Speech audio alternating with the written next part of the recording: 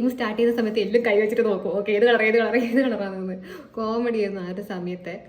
അപ്പം 90s മറ്റൊരു game ഞാൻ പരിചയപ്പെടുത്തി തരാം. ഓക്കെ, ഡും ഡും ഡും ആരാണ് മാലാക, എന്തിനു വന്നു, നിറത്തിനു വന്നു, എന്തു നിറം, പച്ച. ഇപ്പോൾ പച്ച എന്ന് പറഞ്ഞിട്ടുണ്ടെങ്കിൽ അപ്പാടനെ ബാക്കിയുള്ളവരെല്ലാം ഓടിപ്പോയിട്ട് പച്ച നിറം തൊടണം. തൊട്ടിട്ടില്ലെങ്കിൽ ആരാണ് ഈ പാട്ട് പാടിയത് ഫസ്റ്റ് സ്റ്റാർട്ട് ചെയ്യുന്ന ഒരാളുണ്ടാവല്ലോ, കാക്ക എന്ന് പറഞ്ഞിട്ട് ഒരാളുണ്ടാവല്ലോ, അവർ പോയിട്ട് അവർ തൊടും. അങ്ങനെ തൊട്ട് കഴിഞ്ഞാൽ അയാൾക്കായിരിക്കും അടുത്തിട്ട് കാണുണ്ടാവുക. അപ്പോൾ അയാൾ ആദ്യം ഈ സെയിം പാട്ട് സ്റ്റാർട്ട് ചെയ്യും, ഡും ഡും ഡും ആരാണ് മാലാക. അപ്പോൾ വേറൊരു കളർ പറയും. അപ്പോൾ ആ കളർ പറയുമ്പോൾ കളറ് തൊടാൻ വിട്ട് ബാക്കിയുള്ള കുട്ടികൾ ഫുള്ള് ഓടിക്കോളും. അപ്പോൾ തൊടാൻ പറ്റാത്ത കുട്ടികളെ ഈ മീൻസ് കാക്ക എന്ന് പറഞ്ഞ ആൾ ഓടി പോയിട്ട് പിടിച്ചോളും. ഇതാണ് 90s മറ്റൊരു ഗെയിം കേട്ടോ. ഞാൻ കുറേ കളിച്ചിട്ടുണ്ട്. എൻ്റെ ഒരു വൺ ഓഫ് ദി ഫേവറേറ്റ് ഗെയിമാണ്. അപ്പം ആ സമയത്ത് നമുക്ക് ബുധനാഴ്ച നമുക്ക് കളർ ഡ്രസ്സ് ഇടാൻ പറ്റും.